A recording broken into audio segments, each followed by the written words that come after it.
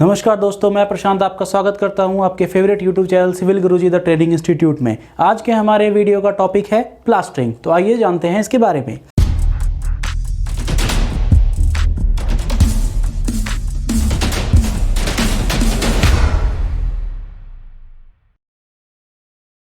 Plastering दोस्तों, plastering जो है सो इसका नाम हम सब ने सुन रखा होगा। आज इसके बारे में थोड़ा डिटेल में जानते हैं। तो सबसे पहले ये हम जानेंगे कि प्लास्टरिंग होता क्या है। जैसे कि हमारे ये भाई साहब अपने घर में प्लास्टरिंग कर रहे हैं, तो ये क्यों करते हैं? सबसे पहले जो प्लास्टरिंग किया जाता है ताकि हमारे दीवार में जितनी भी अनइवन सरफेस है या हमारी रफ दीवार है उसको कवर करने के लिए प्लास्टरिंग मटेरियल से, इसके लिए हम प्लास्टरिंग करते हैं। अब प्लास्टरिंग के लिए कौन कौन सा मटेरियल इस्तेमाल किया जाता है? तो अगर हम बात करें तो प्लास्टरिंग के लिए जो मटेरियल इस्तेमाल होता है उसमें जनरली सीमेंट, सैंड और वाटर होता है।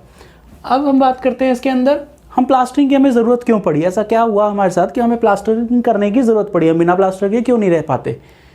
तो उसका सबसे पहला रीज़न तो ये है कि प्लास्टर जो है सो हमें प्रोवाइड करता है even, smooth and clean surface.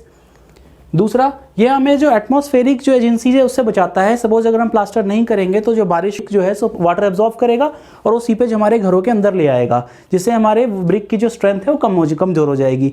अगर बाई चांस अगर हमारे पास अगर धूप ज़्यादा पड़ रही है तो हमारा कमरा ज़्यादा गर्म हो जाएगा, क्योंकि ब्रिक जो है सो हीट भी एब्जॉर्ब करती है।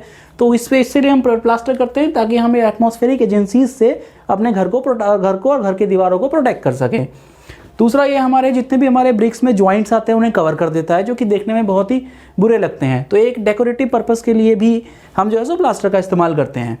और ये हमें ये जो है सो प्रोटेक्ट करता है हमारे सरफेस को डस्ट से। डस्ट वगैरह जो हमारे इसके अंदर आ जाता है तो उसके लिए भी हमें इसका प्रोटेक्ट करता है हमें प्लास्टर। जो प्लास्टर जो है सो एक और चीज़ प्रोवाइड करता है, हम अगर प्लास्टर के बाद वाइट वॉश हमारी पेंटिंग के लिए एक बेटर बेस देता है। सपोज अगर हम ब्रिक वर्क के ऊपर वाइट वॉश या पेंट अप्लाई करेंगे तो उतना परफॉर्मेंस फिनिश अच्छा नहीं आएगा। तो एक बेटर फिनिश के लिए भी हम जो है सो प्लास्टर का इस्तेमाल करते हैं, ताकि उसके ऊपर जो हम पेंट कर सकें, वाइट वॉश कर सकें, उसके लिए एक बेटर बेस का प्रोवाइड भी हमारा प्लास्टर करता है। क्लियर है दोस्तों? अब आगे चलते हैं कि कितने टाइप के प्लास्टर्स होते हैं। सबसे पहले सीमेंट प्लास्टर, दूसरा लाइम प्लास्टर। लाइम प्लास्टर जो होता है दोस्तों, इसके अंदर जो बाइंडिंग मटेरियल होता है उसे हम लाइम का इस्तेमाल करते हैं। सपोज आपने पहले घरों में देखा होगा लोग चूने से भी प्लास्टर कर दिया करते थे, ये उस फॉर्मेट में आता है। एक आता है मड प्लास्टर, ये भी बहुत पुराने टाइम में आप देखा होगा। अभी भी अगर आप गांव में जाएं तो ज़्यादातर घरों आप देखेंगे इसमें मिट्टी के घर होते हैं, तो उसमें जो प्लास्टर इस्तेमाल किया जाता है वो मड प्लास्टर। उसमें मिट्टी को जो है सो एक बाइंडिंग मटेरियल की तरह इस्तेमाल करके प्लास्टरिंग किया जाता है, उसे कहते हैं bind plaster. Water proofing plaster, ये आज के टाइम का लेटेस्ट है वाटर प्रूफिंग प्लास्टर। आज के टाइम जो हम प्लास्टर करते हैं वाटर प्रूफिंग प्लास्टर करते हैं, ताकि जो वाटर का भी इफेक्ट जो है सो हमारे घरों में अंदर ना आए और हमारा दीवार वाटर से भी, पानी से भी सेफ रहे। अब बात करते हैं सबसे पहले सीमेंट प्लास्टर के बारे में। तो सबसे पहले जो सीमेंट प्लास्टर है इसके अंदर मिक्सचर होगा हमारा सीमेंट का, सैंड का और वाटर का। इसके लिए प्रिपरेशन ऑफ सीमेंट मोटार, सबसे पहले हमें जो है एक मोटार, ऐसे हमारा सीमेंट प्रिपरेशन किया जाता है। ऐसे हम पहले ड्राई फॉर्म में रखते हैं मसाला, सीमेंट और सैंड को एक ड्राई क्वांटिटी, एक ड्राई फॉर्म में इसे ऐसे मिक्स करते हैं। सपोज आइए जानते हैं क्या है। सबसे पहले हम एक कैलकुलेटेड क्वांटिटी लेंगे सीमेंट, सैंड और ड्राई स्टेट के अंदर। जनरली जो हम प्लास्टर के लिए इस्तेमाल करते हैं 1:3 to 1:6 का रेशो यूज़ किया जाता है, जिसमें 1 पार्ट हमारा सीमेंट और 3 से लेकर 6 पार्ट तक हमारा उसमें सैंड होता है। ये डिपेंड करता है कि हम कहाँ प्लास्टर कर रहे हैं। सपोज अगर हम सीलिंग का प्लास्टर कर रहे हैं तो वहाँ हम यूज़ करते हैं 1:3 या 1:4, जिसे एक तरह से रिच मोटार भी कहा जाता है, क्योंकि हाइट ऊपर हम प्रेस करेंगे तो वहाँ हमें जो है सीमेंट का स्ट्रॉन्ग सीमेंट चाहिए ताकि हमें ज़्यादा अच्छी पकड़ कर सके। यही अगर हम दीवार की बात करें तो वहाँ हम 1:4 या 1:5-6 का इस्तेमाल भी कर जाते हैं, क्योंकि हमारा जो है सो उतना बॉन्डिंग उसमें मजबूत नहीं चाहिए होती है, इसीलिए हम, लेकिन जो हमारा रेशो होता है जनरली 1:3 से लेके 1:6 के बीच में हम इस्तेमाल करते हैं। उसके बाद हम वाटर ऐड करते हैं। सबसे पहले हम, आपने देखा होगा जो प्लास्टर करते हैं सारे मटेरियल को मिक्स कर लेते हैं ड्राई फॉर्म में, और फिर उसके बीच में एक गड्ढा किया जाता है जिसके अंदर हम पानी डालते हैं। उसके बाद हम उस पूरे को मिक्स करते हैं ताकि एक यूनिफॉर्म मास में हमारा मिल जाए दिस मोटार। और इस मोटार हमें उतना ही मसाला बनाना चाहिए जितना हम 30 मिनट के अंदर यूज़ कर सके, क्योंकि 30 मिनट के बाद क्या होता है, जो सीमेंट जो है तो सेट होना शुरू हो जाता है और हमारा मसाला वेस्ट हो सकता है। इसलिए हमें उतना ही मसाला बनाना चाहिए जितना हम आधे घंटे के अंदर अंदर इस्तेमाल कर सकें। इसीलिए हम एक साथ ज़्यादा मसाला नहीं बनाएंगे ताकि हमारा मसाला वेस्टेज कंट्रोल किया जा सके। अब बात करते हैं जो प्लास्टर के लिए कौन कौन से टूल्स का इस्तेमाल किया जाता है। तो सबसे पहले हमारा होता है वायर ब्रश। ये हमारा, ये देखिए दोस्तों, ये हमारा वायर ब्रश है। उसके बाद फ्लोट, ये हमारा फ्लोट है। इसका इस्तेमाल हम जो है सो जो हमारा सरफेस है उसे स्मूथ करने के लिए इस्तेमाल करते हैं, और वायर ब्रश का इस्तेमाल हम डस्ट पार्टिकल को रिमूव करने के लिए हम वायर ब्रश का इस्तेमाल करते हैं। ये है ट्रॉवल, जैसे कि आप ये देख रहे हैं, जिसे आमतौर पे करनी भी कही जाती है, मेसन की भाषा में अगर हम जनरली बोले तो करनी कहते हैं। इसके इस्तेमाल से हम सीमेंट मसाला मोटार को जो है सो हम दीवार पे अप्लाई करते हैं। अब बात करते हैं इसका प्रोसीजर क्या है। एवरेज जो थिकनेस होती है सीमेंट प्लास्टर की वो हम यूज़ करते हैं 12 से 15 mm। ये सिर्फ दीवारों के लिए। यही अगर हम छत की बात करें तो वहाँ हम जो एवरेज थिकनेस लेंगे वो हम लेंगे 6 mm का। तो सबसे पहले हमने बता दिया इतना। अब सबसे पहले सरफेस प्रिपरेशन। अब डायरेक्ट तो हम किसी भी दीवार के ऊपर जो है हम डायरेक्ट प्लास्टर अप्लाई नहीं कर देंगे, तो उससे पहले हमें कुछ प्रिकॉशंस लेने पड़ते हैं, ताकि हमारा सरफेस तैयार करना पड़ता है कि हमारा जो प्लस सरफेस है वो रेडी है प्लास्टर होने के लिए या नहीं।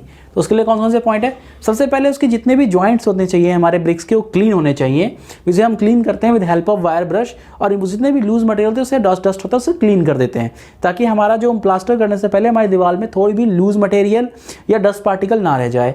उसके बाद हम उस सरफेस को क्लीन करते हैं वाटर से, ताकि जो हल्का हल्का पानी की वजह से जो भी प्रेशर हमारा लगा रह जाए मसाला वो धूल का वो भी निकल जाए। हमें अपने सरफेस को तब तक गीला रखना है जब तक हम उस पर प्लास्टर अप्लाई ना कर दें, क्योंकि सूखे हुए क्या है कि दीवार जो है अगर ड्राई रहेगा तो हम जो प्लास्टर अप्लाई करेंगे तो पहली बात तो बॉन्ड जो है सो वो बॉन्ड नहीं बना पाएगा। दूसरा जो लॉस ये होता है कि अगर वो सूखा होगा दीवार तो जो हमारा प्लास्टर का जो पानी होगा ये अब्जॉर्ब कर लेगा, जिस कारण जो हमारा प्लास्टर है उसकी स्ट्रेंथ कम हो जाएगी। इसलिए हमें जो है सरफेस प्लास्टर अप्लाई करने से पहले दीवार को पूरी तरह से ध्यान रखना है कि हमारा दीवार जो है सो गीला हो। अब बात करते हैं मेथड ऑफ एप्लीकेशन, कैसे अप्लाई करते हैं। जो सबसे पहला कोट हम अप्लाई करते हैं वो हम करते हैं ताकि हमारे ब्रिक में जो गड्ढे वगैरह रह गए हों उन गड्ढों को भरने के लिए, क्योंकि हम देखते हैं ब्रिक वर्क हो रहा है तो उसमें कहीं ना कहीं कोई ना कोई गड्ढा आता है, तो उस गड्ढे को फिल करने के लिए हम जो है सो अप्लाई करते हैं सबसे पहला कोट। दूसरा कोट, अब जैसे कि मैंने आपको बताया जो दीवार में अगर हम प्लास्टर कर रहे हैं तो उसका एवरेज जो थिकनेस होता है कितना होता है 12 से 15 mm।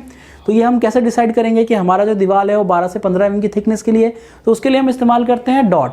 सबसे पहले हम क्या करते हैं, हम 150 बाय 150 mm का जो है सो हम स्मॉल पोर्शन में हम डॉट्स बना लेते हैं और उस डॉट के प्लास्टर कर देते हैं। और वो प्लास्टर कैसे करते हैं, एक डॉट के नीचे एक डॉट और दूसरे डॉट के बीच में 2-2 मीटर के गैप पे हम जो है सो डॉट अप्लाई करते हैं।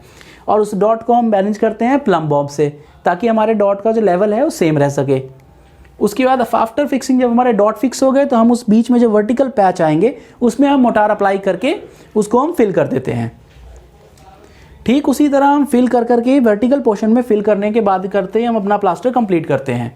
आफ्टर जब हमारा प्लास्टर कंप्लीट हो जाता है तो हम 24 आवर्स के लिए हम अपनी दीवार को छोड़ देते हैं सेम पोजीशन में, ताकि हमारा प्लास्टर सेट हो सके। आफ्टर जब 24 आवर हो जाता है तो उसके बाद हमें कम से कम 7 दिन तक उसकी क्यूरिंग करनी पड़ती है, ताकि हमारे प्लास्टर्स में कोई डिफेक्ट या कोई क्रैक्स डेवलप ना हो। अब जैसे कि बात निकली है क्रैक्स की, तो आइए कुछ क्रैक्स के बारे में भी जान लेते हैं कि कौन कौन से क्रैक्स हमें देखने को मिलते हैं दीवारों पे या प्लास्टर जब करते हैं, और अगर हम प्रॉपर क्यूरिंग ना करें या किसी और रीजंस की वजह से भी हमारे कौन कौन से क्रैक हमें नज़र आते हैं हमारे वॉल्स के ऊपर। अब आपने ये देखा होगा इसमें किसे क्या कहते हैं, जब हमारा कोई सीपेज देखा होगा हमने अपने घरों में दीवारों पे, जब उसमें सीपेज हो जाता है तो फूलने की वजह से हमारे ऐसे क्रैक्स नज़र आते हैं और हमारा जो प्लास्टर है वो छोड़ने लगता है, प्लास्टर निकलने लगता है। इस चीज़ को कहते हैं प्लास्टरिंग। इसके अंदर क्या होता है, जो स्मॉल पैचेज ऑफ प्लास्टर होते हैं ना वो बाहर आ जाते हैं हमारे प्लास्टर सरफेस में से, जैसे कि आप इसमें देख रहे हैं। अब ये क्रैक, इसके बारे में हम सब ने सुना होगा कि दीवारों पे हम देखते हैं जो क्रैक फॉर्म हो जाते हैं। अब ये है, इसको कहते हैं फ्लैंकिंग।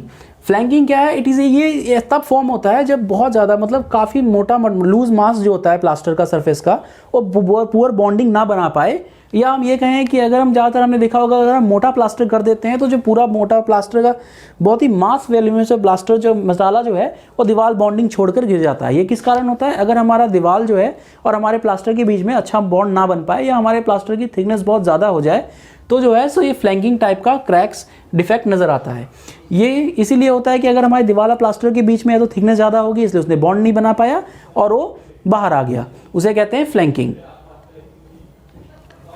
ये है हमारा इस टाइप का प्लास्टर में डिफेक्ट। आपने देखा होगा कि कई बार हमारे सरफेस के ऊपर जो है सफ़ेद सफ़ेद सा दिखने लगता है, इसे कहते हैं एफोरेंसिस। ये किस लिए होता है, जब हम प्लास्टर बना रहे होते हैं तो उसके अंदर अगर सॉल्ट प्रेजेंट होगा तो उसके कारण ये डिफेक्ट। अब मान लीजिए अगर आपने अपने प्लास्टर की क्यूरिंग जो है सो खारे पानी से कर दी या नमक वाले पानी से कर दी तो उसमें हमें ये डिफेक्ट देखने को मिलता है। इसलिए जो है क्योंकि इसका रीज़न यही है कि हमारे प्लास्टर मटेरियल के अंदर अगर हमारा सॉल्ट होगा तो फिर इस टाइप के डिफेक्ट हमें देखने को मिलते हैं। इसके अंदर क्या होता है, ये कंप्लीट जब हमारा पूरा प्लास्टर जो है सो हमारा एक सरफेस छोड़ के बाहर आ जाता है उस डिफेक्ट को हम कहते हैं प्लंगिंग। ये किस कारण से होता है, या तो हमने प्रॉपर पैच अच्छे से नहीं बनाया, या फिर इम्परफेक्ट हमारा बॉन्डिंग अच्छे से नहीं है, या हमारा जो मसाले का रेशो था वो सही नहीं था। इस सब कारणों की वजह से हमारा प्लिंकिंग टाइम का डिफेक्ट आता है। धन्यवाद दोस्तों, मैं आशा करता हूँ कि आपको आज की मेरी वीडियो पसंद आई होगी। और पसंद आई होगी तो लाइक कीजिएगा। धन्यवाद।